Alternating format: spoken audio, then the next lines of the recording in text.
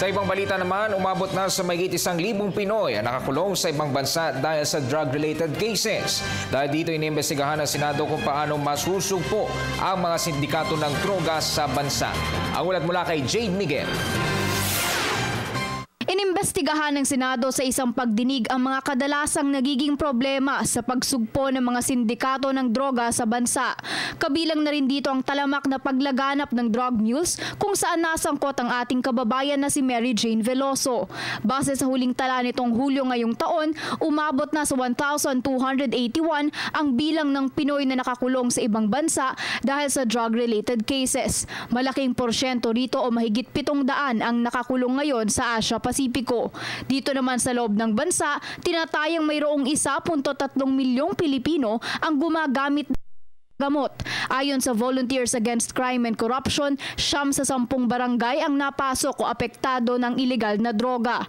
Sinasabi natin ay alam naman natin kulang ang ating mga kapulisan. Kaya isa sa mga tinutulak ng ibang grupo ay dapat magkaroon ng kooperasyon ang PNP sa mga barangay. Sapagkat yung mga tinutukoy natin, halimbawa yung mga drug pushers, kilala yan sa barangay level. Pero wala po kasing mekanismo na masyadong pinaiiral para sa kooperasyon ng barangay.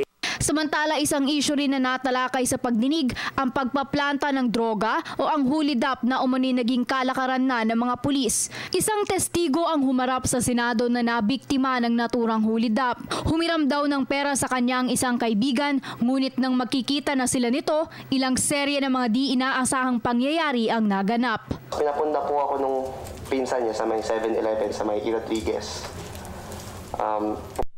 Ayaw niya po lumabas. Pilit niya po ako pinapapasok sa loob ng 7-Eleven. Yung sasakyan naman po, di ko po maiwan. Kasi po, naka-hazard lang. Busy road po yung sa A-road mismo.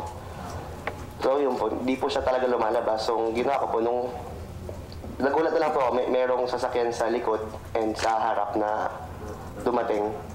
Tapos, naka-civilian po sila. Akala ko nga po kakarnap eh. Tapos ang dami na po nila, hindi ko po maalala, basta may mga tao po sa harap, sa gilid. Tinutukan po ako ng baril. Tapos po pinapababa po ang sasakyan. Tapos di ko po alam yung nangyari. Tapos kinuha po yung phone ko. Bumaba po ako sa sasakyan, tapos pinalipat po ako sa sasakyan nila. Tapos hindi ko po alam po anong nangyayari na. Bigla po na lang ako dinala sa Station 11. Suwestyon ng mga senador at NGO para mga sindikato at lumalalang kaso ng drug pushers, mas pinaigting na koordinasyon ng PNP sa pamumuno ng DILG sa mga barangay, pati na rin sa mga kaakibat na ahensya nito. Gayon na rin ang pagtutok sa mga kasong isinasampa sa korte. Para sa Telebisyon ng Bayan, Jade Miguel.